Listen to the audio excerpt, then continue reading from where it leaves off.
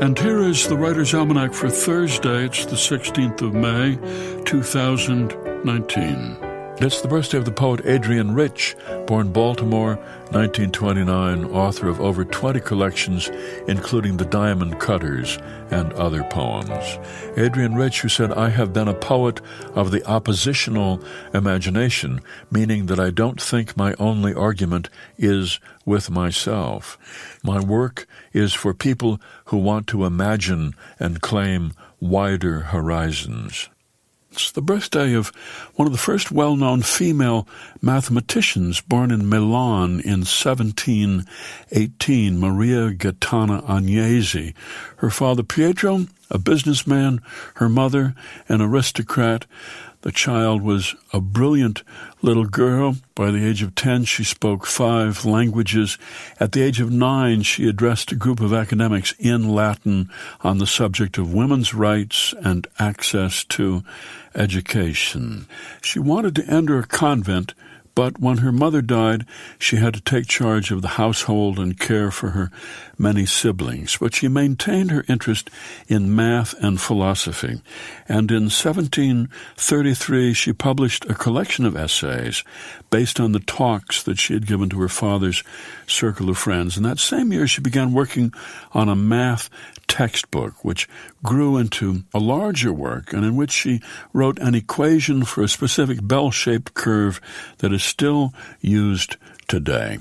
The book Analytical Institutions, published 1748, highly regarded in academic circles for synthesizing complex mathematical ideas. It's the birthday of the writer, radio man, Louis Turkle, Studs Terkel. Born in the Bronx in New York, 1912, family moved to Chicago when he was just 10 years old. His books included Division Street America, Hard Times, Working. Studs Terkel died in 2008 at the age of 96. He said, "I've always felt in all my books that there's a deep decency in the American people and a native intelligence, providing they have the information."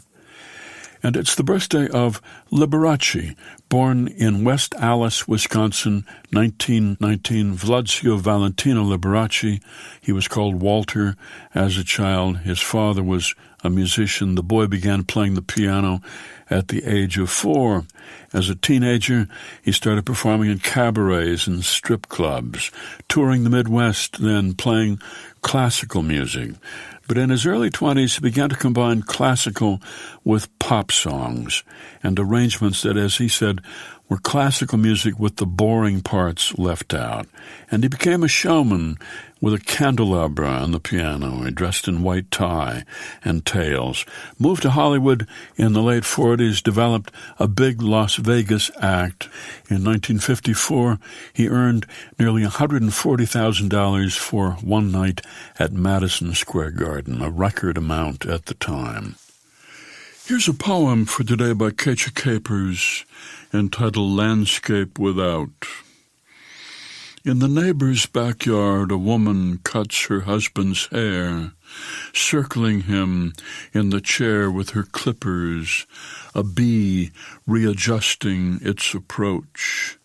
It's a day so mild, no one cares about anything, the daffodils slutting themselves at the base of a tree, the fat dogs doing their best impressions of the dead.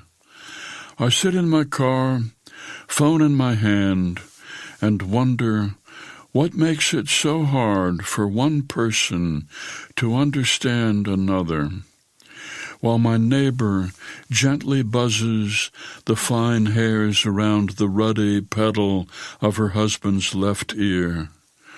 I look around the yard and ask myself which metaphor I am, the winter-downed telephone line, the tree pimpled with tiny, unopened buds. Not one of them can make it possible for me to say the thing between us now.